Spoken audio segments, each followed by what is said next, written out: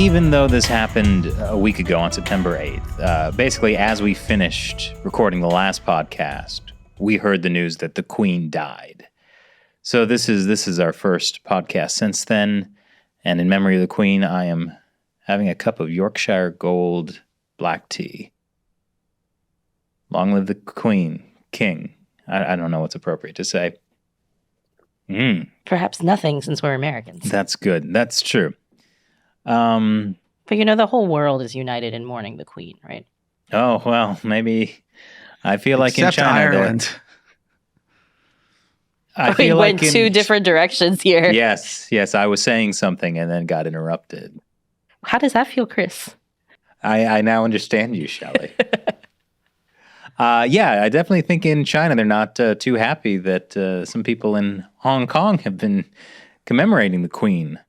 Yeah, I mean, people in Hong Kong have stood in line, for many, many hours to go write their condolences at the British consulate. Which really shows the difference between Hong Kong and mainland China. Not so much the honoring the Queen thing, but the being able to stand in a line. Oh. If you aren't aware, there's sort of this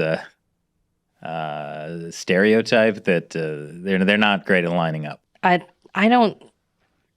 Not really a stereotype. Is it a stereotype if it's true? It's certainly that a my dog whistle, experience in Shelley? mainland China, but I mean, that's one of the things that even Xi Jinping a few years ago came out and was like, Chinese people need to be more civilized when traveling overseas. Oh yeah. I don't know if he mentioned standing in line as a specific thing, but he made a joke about how people shouldn't just eat ramen in their hotel rooms. They should go out and experience like local cuisine and things like that. This is all kind of stereotypes about Chinese tourists. Mm-hmm. Mm-hmm. But yeah. But yeah, definitely the way. Well, in Hong Kong, it's not just that people are honoring the Queen. It's also kind of become like a form of protest. Yeah, because they're not allowed to protest anymore, really. No. So there's a CNN article where somebody who was interviewed was like, it's nice to participate in a mass demonstration again. Yeah, because it was, do you know how many people came out? It was a lot. Like thousands. Yeah. Yeah. But of course we're not talking like hundreds of thousands or millions or anything, but still it's kind of significant given that Hong Kong was a British colony and not everybody was happy about British rule when the British were ruling Hong Kong. Mm-hmm. But now in retrospect, it's so much better. And that is kind of crazy. Like, especially, in America, we hear about, colonialism, blah, blah, blah, blah. And like under colonial rule. I mean, colonial rule wasn't always good in Hong Kong. No, but like it's still like there's a nostalgia there for it in comparison to what they're facing today with the Chinese Communist Party. Yeah, and I think there's even a nostalgia from people who are so young they probably didn't actually live under.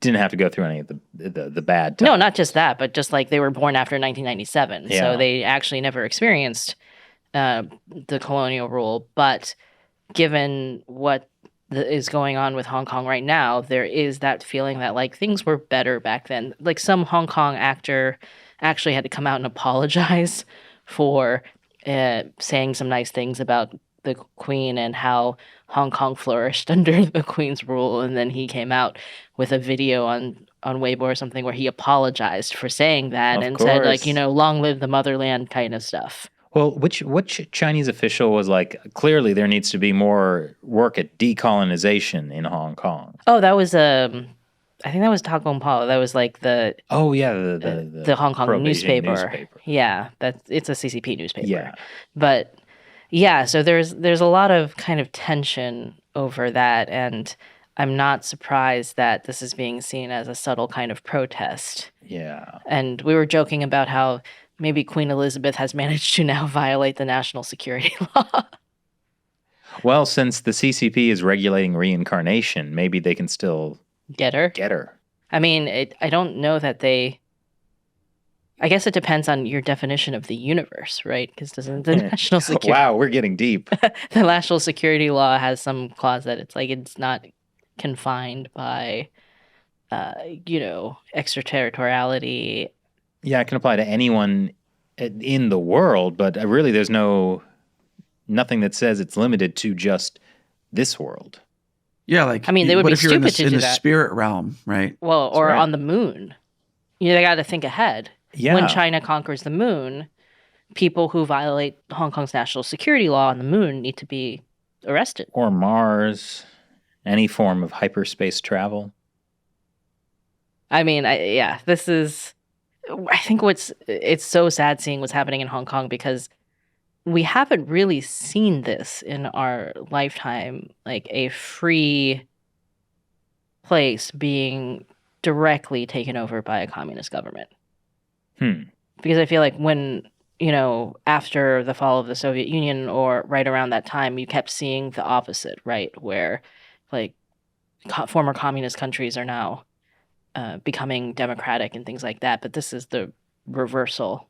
And we haven't really seen this since maybe the end of World War II when, the Soviet Union and places were falling to communism. Yeah, they basically split up Europe and were like, okay, here's your circle of influence. On top of whatever's going on in Ukraine, like however that will end. I mean, there were countries in Africa that were becoming communist in the 60s and whatnot.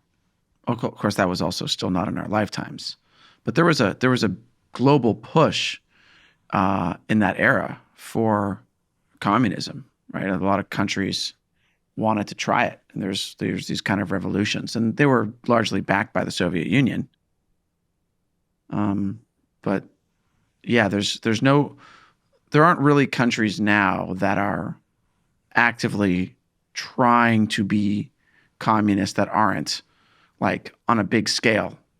I'm not saying Hong Kong is an exception either because they didn't try; they just had it forced on them.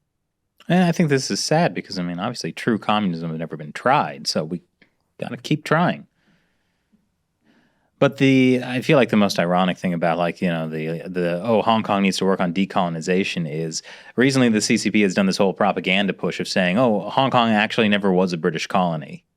Yeah, what did they say it was instead? It was under British rule, but not a colony. I mean, they actually tried to pull that way back in the 70s, right? In the UN, where they tried to be like, they removed Hong Kong and Macau from the list of colonies while decolonization was happening. Yeah, it was so there'd be like a framework for just giving it back to China instead of what was happening to all other colonies, which was they were getting independence. Yeah, it's like self-determination. Yeah. All the other British colonies. But like if Hong Kong is not in that list, then they don't get any kind of self-determination. Yeah, what China did, they actually had Hong Kong and Macau removed from the list, but it wasn't like the UN was voting specifically on what's in the list and what's not. So it's like the PRC got those places removed, and then there was the vote on the whole list. And so it's kind of like they snuck their thing into they snuck their changes into a larger rule or a larger thing that needed to be passed. Mm-hmm. And so like kind of you got a lot of things going on and you don't notice it. It's like putting a provision into a 500-page budget bill that is like it's illegal to walk your cat on Sundays. Like you just like put something random in and then people vote on the whole thing because the whole thing is way more important than individual provisions. And that's how you get your thing passed. So the PRC was very clever about that. And then it didn't even become an issue until much later. Like they played the long game with this because that was 72 or something. And then it wasn't until the mid-'80s that there was even the real conversation about what happens to Hong Kong after 97.